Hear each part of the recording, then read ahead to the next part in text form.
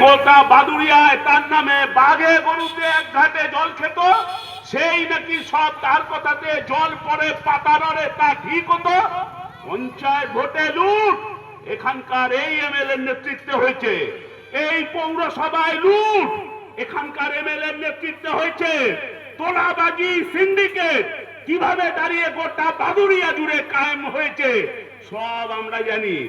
এখন ভিজে বেড়াল, ধোয়া তুলসী পাতা, ভাজা মাছটা উল্টে খেতে জানো না, এখন তুমি ভালো তৃণমূল হওয়ার চেষ্টা করছো।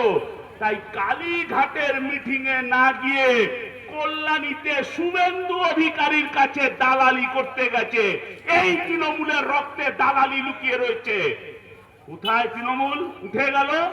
আঙুলে ভোটের কালি ওঠার আগে একসময় এই তৃণমূলের ক্রিমিনাল গুলো হাত কাটা নুলো, কান কাটা ভুলো, আলমারি খোকন, পেটোয়া মদন মনে করতো ওদের কথাতেই সব কিছু ঠিক হবে।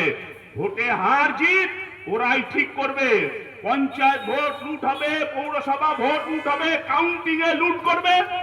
যতদিন সূর্য চন্দ্র স্থায়ী ততদিন তৃণমূলের এই ক্রিমিনাল চোর জোচ্চোর গুলো ভেবেছিল তৃণমূলের সরকার স্থায়ী। ও জানে না পাবলিকের মার কেওড়া তলা পার, আঙুলের মানুষের জোর কতটা 4 তারিখ পশ্চিম বাংলার মানুষ বুঝিয়ে দিয়েছে। আজকে দাঁড়িয়ে সেই তৃণমূলের নেতাদের এখন খুঁজে পাওয়া যাচ্ছে না। তৃণমূলের দলটা যিনি প্রতিষ্ঠা করলেন সেই মমতা ব্যানার্জিকেই বহিষ্কার করে দেওয়া হয়েছে। কোনটা তৃণমূলের এ টিম, কোনটা বি টিম আপনি ধরতেও পারবেন না।